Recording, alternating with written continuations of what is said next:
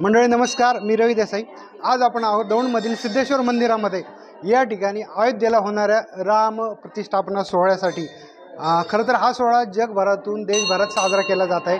आजही त्याचे पडसादही आज दौंडमध्ये आहेत। दौंडमध्ये प्रत्येक मंदिरात, प्रत्येक गावात नाही का, प्रत्येक गल्लीमध्ये राम प्रतिष्ठापना सोहळा मोठ्या प्रमाणात साजरा केला जातो। आता मी आहे सिद्धेश्वर मंदिरामध्ये। या ठिकाणी सिद्धेश्वर मंदिरातील येथील भाविकांनी एक सोहळा कोणत्या पद्धतीने साजरा केला हे आपण त्यांच्याकडून जाणून घेणार आहोत। काय सांगाल, कशा पद्धतीने साजरा केला? सर्वप्रथम सर्व भारतवासियांना प्रभू सियावर रामचंद्र की जय। दौंडमध्ये आज राम प्रतिष्ठेचा जो विजय मुहूर्त होता, त्या विजय मुहूर्तामध्ये कोणत्याही प्रकारचं विघ्न नाही यावं ह्यासाठी माझ्या महाकाल सेनेतर्फे सिद्धेश्वर महादेव मंदिरात आज 11 वेळा हनुमान चालीसा पठण आपण ठेवलं होतं। हनुमान चालीसा पठण झाल्यावर आपण राम जन्माची जी स्तुती होती रामचरित्र मानसमध्ये, त्या स्तुतीचं आपण इथं गायन केलेलं आहे।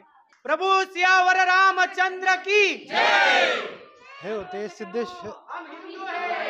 होते सिद्धेश्वर महादेव मंदिरातील भाविक। तुम्ही आज या ठिकाणी अजून एक गोष्ट पाहू शकता। छोटे बाळ गोपाळ आहेत। राम आणि सीतेच्या रूपात एक त्यांनी रूप सागर केलेलं आहे। सभी राज्यों में दवंडी पिटा दो, अपने राजा राम अयोध्या आ रहे। जय श्री राम। जय श्रीराम। या बाळ गोपाळांनी या सोहळ्यामध्ये अतिशय उत्कृष्टरित्या सहभाग घेतलेला आहे। टॉक इंडियासाठी रवी देसाई, पुणे।